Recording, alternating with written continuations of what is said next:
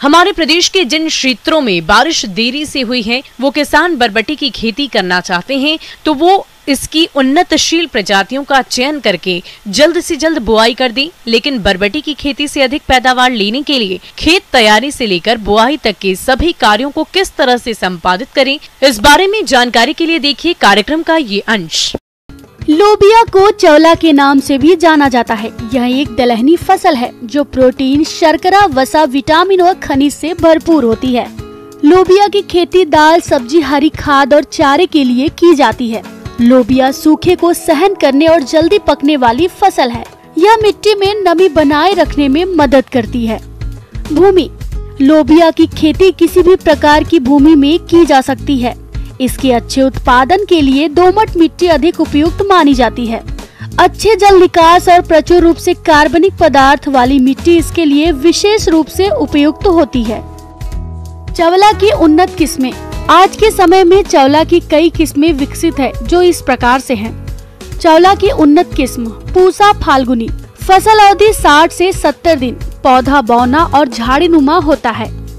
चवला की उन्नत किस्म पूसा कोमल, फसल अवधि 50 से 55 दिन, बैक्टीरियल ब्लाइट प्रतिरोधी है। फलियों का रंग हल्का हरा होता है। उपज 100 से 120 क्विंटल प्रति हेक्टेयर। चवला की उन्नत किस्म पूसा दो फसली, इसकी फसल अवधि 45 से 50 दिन। यह किस्म तीनों ऋतुओं के लिए उपयुक्त है। फली का रंग हल्का हरा होता है। उपज 75 से 80 क्विंटल प्रति हेक्टेयर। चवला की उन्नत किस्म पूसा ऋतुराज, फसल अवधि 45 से 50 दिन, गर्मी और बारिश दोनों मौसम के लिए उपयुक्त। उपज 100 से 120 क्विंटल प्रति हेक्टेयर। चवला की उन्नत किस्में RC19, RC101 जिन्हें लगाकर किसान अच्छी पैदावार ले सकते हैं।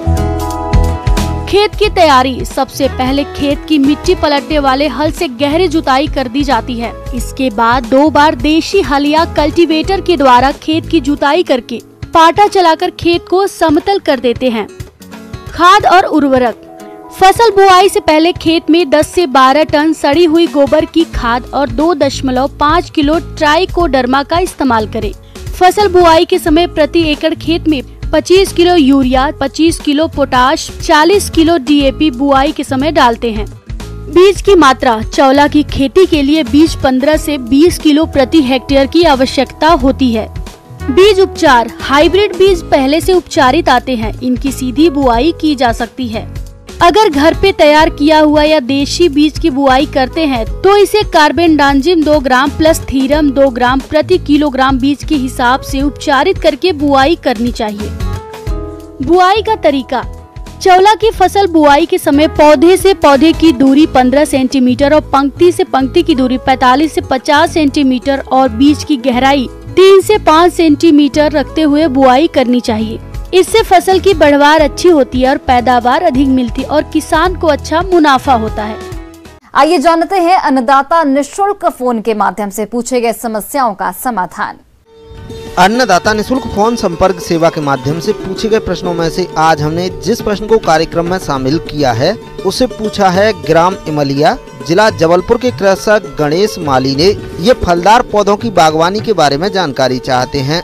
तो गणेश माली जी, आपकी जानकारी के लिए प्रस्तुत है कार्यक्रम का ये अंश। सब ट्रॉपिकल टाइप प्लांट्स ही लगा सकते हैं। इस यहाँ नहीं तो ट्रॉपिकल लगा सकते हैं और नहीं टेम्परेट लगा सकते हैं। तो जो फलदार पेड़ लगा रहे हैं सबसे पहले अपने चुनाव पे ज़्यादा महत्व होगा। कौन सा पौधा लगाएं और कौन सी किस्म लगाएं। फल बाग लगाने की योजना। फलों के बाग की योजना ज्यादातर फलों के पेड़ लंबे समय के लिए होते हैं, इसलिए बाग इस तरह लगाया जाए ताकि उनसे फायदा मिलता रहे, देखने में अच्छा भी लगे और देखभाल में भी कम खर्च हो, पेड़ स्वस्थ रहे और बाग में मौजूद साधनों का पूरा इस्तेमाल हो सके और अधिक फलोत्पादन मिल सके। भूमि का चयन। भूमि का चयन बाग में नए पौधे लगाने से पहले मिट्टी की जांच जरूर करवाएं।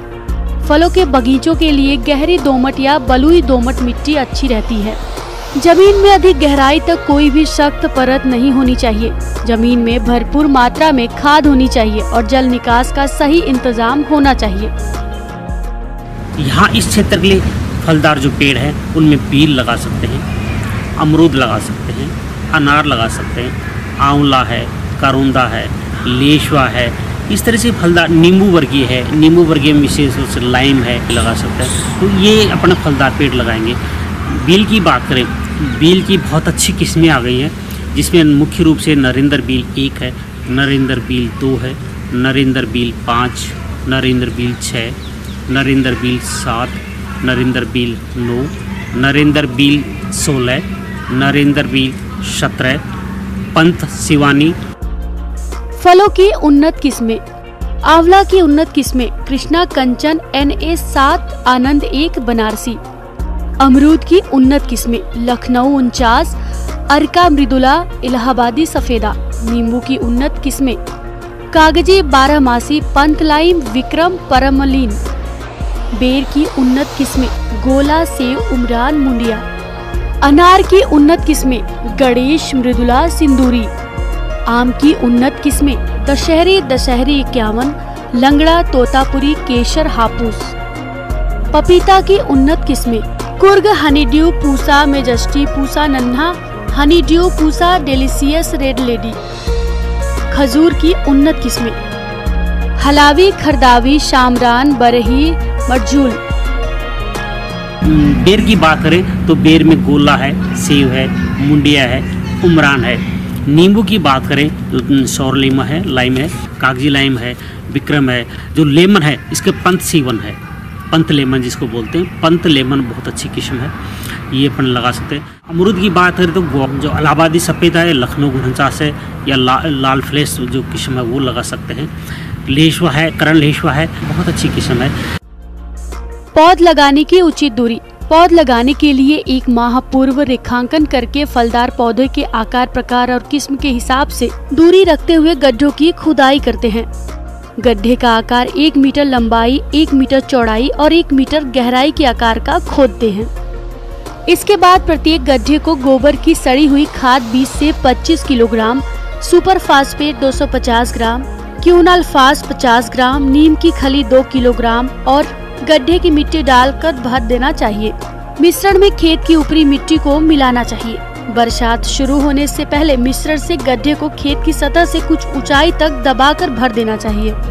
पौधों की रोपाई जहां तक मुमकिन हो 2 बार अच्छी बारिश होने के बाद ही करनी चाहिए। नर्सरी पौध सरकारी या प्रमाणित संस्थान से ही चाहिए और जड़ों को पूरी तरह बचा कर तैयार गड्ढे में रोपाई सावधानी पूर्वक करते हैं। इसके बाद हल्की सिंचाई कर देते हैं।